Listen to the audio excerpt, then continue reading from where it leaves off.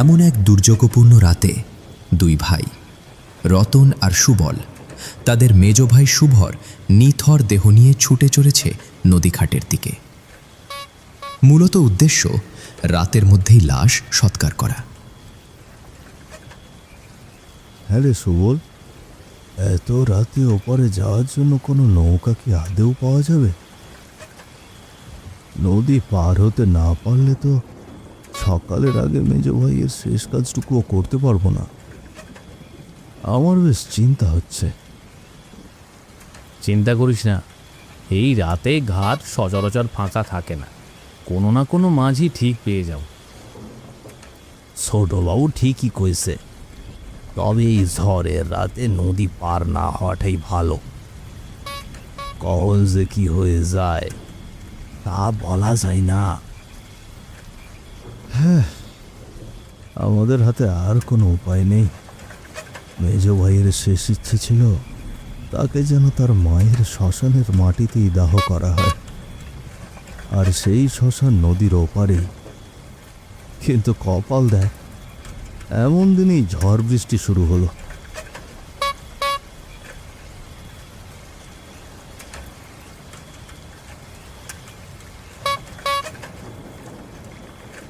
Minute কয়েক পর তারা এসে পৌঁছায় নদীঘাটে। কিন্তু অন্য দিনের তুলনায় আজ ঘাটে তেমন কোনো মানুষের দেখা মিলছে না। হয়তো ঝড় থেকে রেহাই পেতে সবাই রাতেই বাড়ি চলে গেছে। আইসা পড়ছি বাবুরা, কিন্তু ঘাটে তো একটাও নৌকা দেখি নাই। চারপাশের আবহাওয়াও ভালো ঠেকতেছে না। সত্যি তো, কোনো নৌকা নেই নদীতে। এখন কি হবে দাদা? কোনো নৌকা আজ রাতে মনে হয় না আসবে। ব্যবস্থা একটা করতেই হবে। এভাবে লাশ নিয়ে বেশিক্ষণ থাকা যাবে না। অপেক্ষা করা ছাড়া আর কোনো উপায় নেই। আপনারা জলদি লাশটা ভ্যান থেকে নামাইয়ালেন। আকাশ যেরকম ডাকতেছে, মনে হইতেছে বড় জোর তুফান আইব। আমি আর এক মুহূর্ত এই ঘাটে অপেক্ষা করতে পারুম না। আমারে বিদায় করি দেন। হ্যাঁ, আমার জানের মায়া আছে, আমার যেতেই হইব।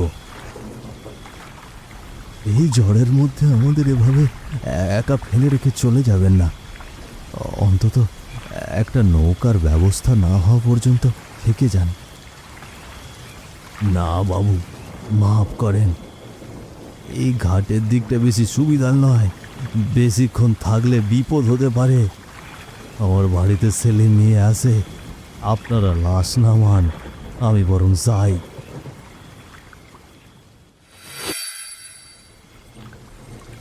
ভ্যান চলে যাওয়ার পর দুই ভাই সম্পূর্ণ একা হয়ে পড়ে। বৃষ্টির জলে তাদের শরীর ভিজে একাকার।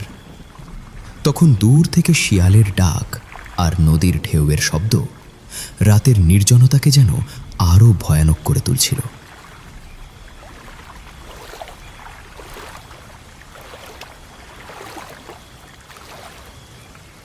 দাদা, ওই দেখো, আলো দেখা যাচ্ছে। মনে হয় একটা নৌকা আমাদের দিকে আসছে। যাক, বাঁচা গেল। এইদিকে, ও মাঝিদা, এইদিকে ঘাটে নৌকা ভিড়াও। তাদের ডাক শুনে নৌকার মাঝি ঘাটের কাছে নৌকা ভিড়িয়ে দেয়। তবে মাঝির চোখ জোড়ায় যেন বিন্দুমাত্র প্রাণ নেই। সে অত্যন্ত নিচু গলায় বলল, এত রাতে এইখানে কি? কারা তোমরা? আমরা বড় বিপদে পড়েছি, আমাদের একটু সাহায্য করুন। আমরা অনেকক্ষণ ধরে বৃষ্টির মধ্যে এখানে অপেক্ষা করছি। হঠাৎ হারানের চোখ যায় তাদের পাশে রাখা নিথর লাশটির দিকে। তখন তার বুক ভয়ে কেঁপে ওঠে। ও বাবা, এ যে দেহি লাশ! এই রাত্রিরে লাশ নিয়ে কি করতেছেন? ভয় পাবেন না, আমাদের মেজ ভাই আজ রাতে মারা গেছে। এটি তারই লাশ। এদিকে কোনো শ্মশান নেই, তাই নদীর ওপারে গিয়ে লাশ সৎকার করতে হবে। দয়া করে আমাদের একটু পার করে দিন। না বাবু, এই তুফানে নদীতে নৌকা চালানো আমার কাজ না, তার উপর আবার মরা লাশ নিয়ে আমার বাড়ি ফেরার তাড়া আছে। আপনারাও বাড়ি ফিরেন, সকালে আসেন, আমার যেতে দিন। এখন সৎকার না করলে লাশ পচে যাবে। আপনি যা টাকা চাইবেন আমরা তাই দেব। দয়া করে আমাদের ফিরিয়ে দেবেন না, আমাদের নদীর ওপারে নিয়ে চলুন। ও আচ্ছা আচ্ছা, টাকা পয়সা বেশি দিলে আমার কোনো আপত্তি নাই। তুলেন তুলেন, লাশ নৌকায় তুলেন, আমি নিয়ে যাইতেছি।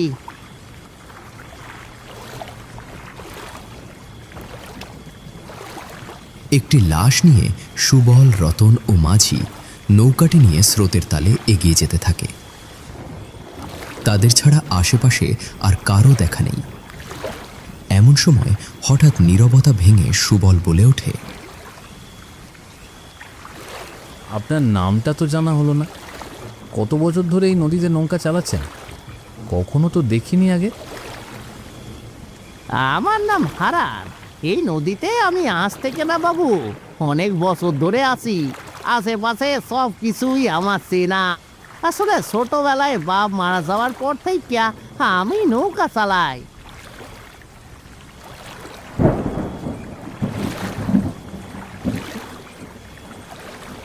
দাদা, নৌকা তো খুব দুলছে, ডুবে যাবে না তো? ভয় পাবেন না, আমি থাকতে কিছু হইব না।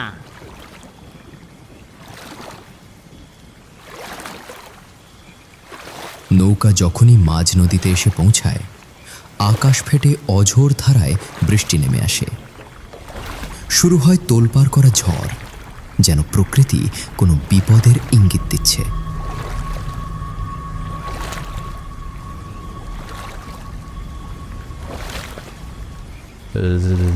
দাদা, ওই নৌকার দিকে তাকা, মাঝির মুখ ভালো করে দেখ। এ কি, ওই নৌকার মাঝি তো আমাদের নৌকার মাঝির মতোই দেখতে, বহু একই চেহারা। এ কেমন করে সম্ভব?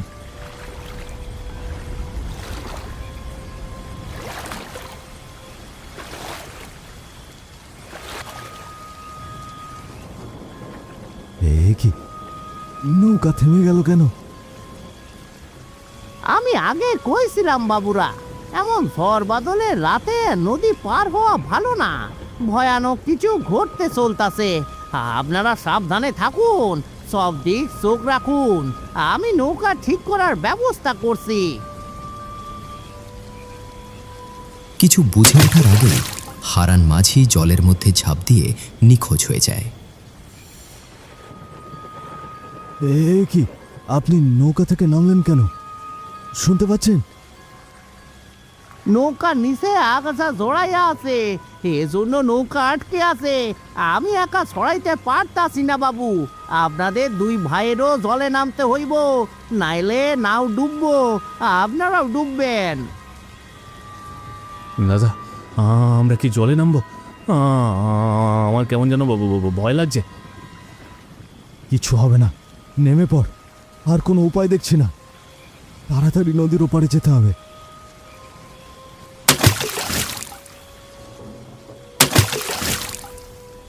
এ কি, মাঝি কোথায় গেল? একটু আগে তো এখানেই ছিল। এত জলদি নদীর ওপারে কারো পক্ষে সম্ভব না। মাঝির কোনো বিপদ হয়নি তো?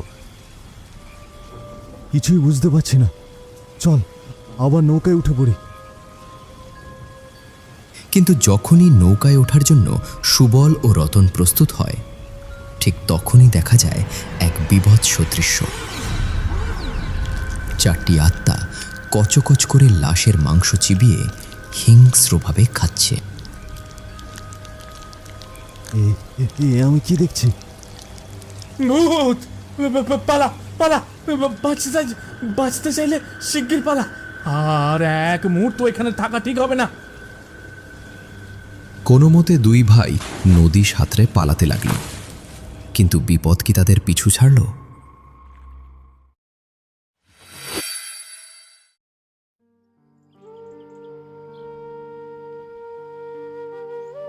কি হয়েছে বাবা তোমাদের?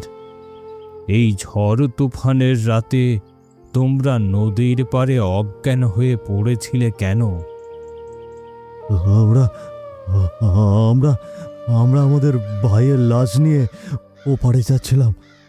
মাঝ নদীতে ঝড় উঠলো, হারান মাঝির নৌকায় উঠেছিলাম আমরা। তারপর সে কি বলছো বাবা? হারান মাঝির নৌকা? সে তো আজ থেকে ঠিক 4 বছর আগে মাঝ নদীতে নৌকা ডুবে মারা গেছে। এই গ্রামেই ছিল তার বাড়ি।